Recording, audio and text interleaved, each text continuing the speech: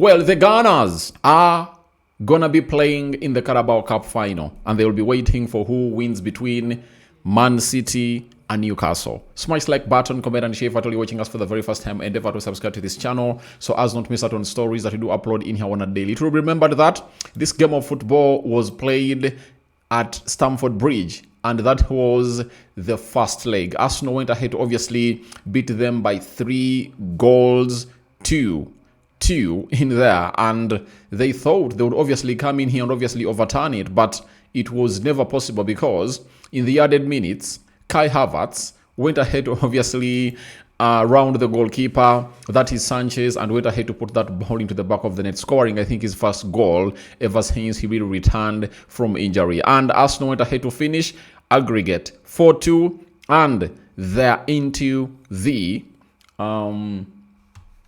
they are into what we call the finals of the Carabao Cup in there for you, and they've gone ahead to knock out Chelsea in a very spectacular fashion altogether. And if you watch that game of football, it was really very nervy, because the side of Chelsea first played it safe. They first played it safe, and they were like, Arsenal will come at us. And I was like, which manager comes up with such stats and tactics? Because if you're a very good manager, in a game like that, you have to go with your A team. That is it. Go with your A team. I tell you, if you go with your A team, that means you are having 90 minutes to obviously kill off a team known as Arsenal. Because I think if Estavo started, you start Estavo, you start Carl Palmer, you start maybe Alejandro Garnacho, I think Chelsea would have been in a better position of really scoring or really getting in a goal. But he played defensive and played it safe for very many minutes. And by the time he really brought in Carl Palmer, they couldn't obviously affect that game of football. That's why you saw to it that they didn't score any goal in there for you. And for the side of Arsenal, they're like, we are having a 3-2 goal lead, and all what you're going to do is obviously defend.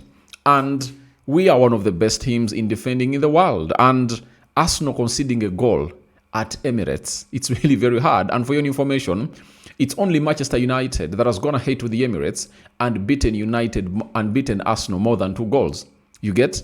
Most of the teams that are going to come in at Emirates, they've just put one past Arsenal. Man City put one past Arsenal. I think Brighton put one past them. Most of the teams that are going to come in front, obviously, failed Arsenal to keep a clean sheet. I've just gone ahead to net in 1. And that means that maybe the best Chelsea could do was net in 1. And I tell you what, even the club of Arsenal has not obviously played a game that its opponent has gone ahead to score a goal, and they haven't gone ahead to score a goal at the Emirates, meaning that if Chelsea had gone ahead to score a goal, Arsenal would also have gone ahead to score a goal, as we've gone ahead to see in the dying minutes. So Chelsea had to go hard at Arsenal at the start of the game. But Rosania, I think, is inexperienced, They would have gone ahead to come and obviously say, let's attack Arsenal. And the problem he did when he played at the Stamford Bridge, he opened up. I tell you, every team that has gone ahead to open up to play Arsenal has gone ahead to suffer. One will ask me, how did Man United beat Arsenal? Man United respected Arsenal, played a low block, parked the bus, and hit them on the break. 3 chances, 3 shots on target, 3 goals. I think even if you're Chelsea and you're Rosania at Stamford Bridge, he needed to do that. But how could Arsenal give you 3 goals at Stamford Bridge?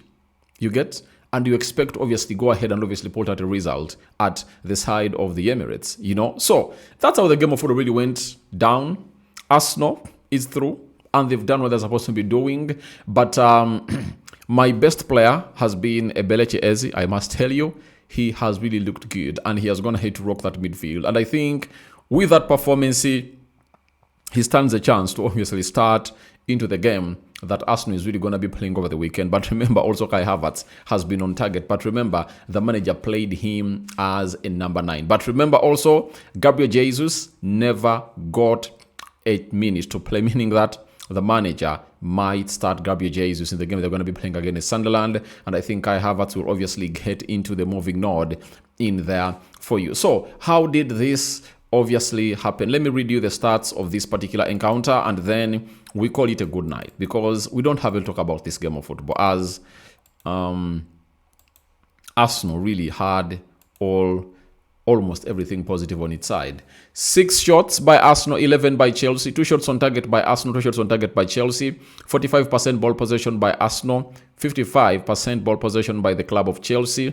And 11 fouls by Arsenal, 3 fouls by Chelsea. 1 yellow card to the side of Arsenal, and 3 yellow cards to the side of Chelsea. Then 0 red cards to either sides and 1 offside to both sides. 2 corners to Arsenal and 5 corners to the side of Chelsea. That is how things happened at the Emirates Stadium, and Arsenal have seen themselves go to that level. And Arteta showed you that he really needed this game. That's why he started with his centre-back pairing.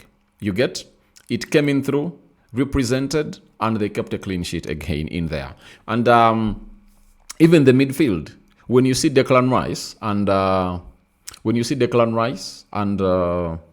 Zubimendi, you obviously understand that that is a serious game for Arsenal, and they are like, we have to go and really hit them hard in there for you. So Arsenal will now wait for Man City and Newcastle tomorrow and see how things will obviously pan out in there for you. So the Carabao Cup finale. The Carabao Cup finale will be played in March. That's what I know. That's what I know. 22nd March. You get? That's when it will be played at Wembley, and they've gonna hate to go there. And if you're an Arsenal fan of Man City and Newcastle, who would you like to face? Remember, Man City is leading by 2-0, and obviously we will wait to see. But for me, for all I'm Arsenal, I rather call for Man City, because Newcastle is really a tough team to obviously face. They can bully you over, and they can obviously spoil your night. But I think Man City can come up and obviously put out a very beautiful shift in there for you, and they can cause some huge havoc in there for you. And by the way, they're going to be playing at Etihad. I don't think they can go to Etihad and really beat Man City. If Man City manage to go at their home and beat them by 2-0, I think there is no way they can obviously overturn this. Arsenal are just a team showing that this year they want to win every trophy. As said by Saliba and other players, that they want to win every trophy they are participating in. But remember, I think the second last season of Jurgen Klopp, was it? Yes, at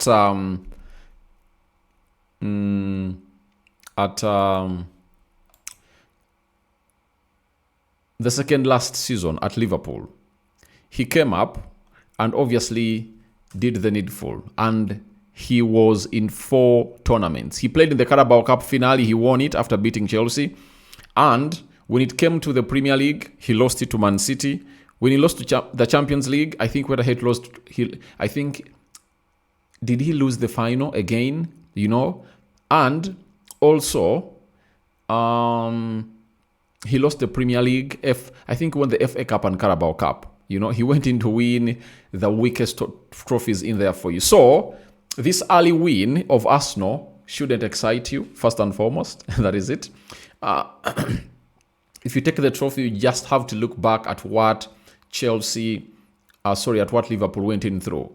All pushing hard to win 4 tournaments, but they won the third and fourth. But the first and second, that is the Premier League and the Champions League, never went into their way. And I think for all Arsenal fans know, they want the Premier League and the Champions League. But all in all, this will build up their momentum, and we wait to see what will happen on the 22nd of March as Arsenal takes on a side known as either Man City or Newcastle. But this time around, I think it's gonna be Man City. So substitutions made by the manager. Kai Havertz came in for Gyökeres, and Leandro Trossard came in for Noni Madueke in there. And did he bring in any other player? Never did he. It shows you how confident he was about that game of football, that it's very hard for them to obviously score against him. But he got a yellow card in there for you. But good enough. He's going to be on the touchline on the 22nd of March at Wembley. Tell me your exciting moment of this game and what your thoughts were about this particular encounter. Arsenal 1, Chelsea 0, and the entire aggregate being Arsenal 4, Chelsea 2.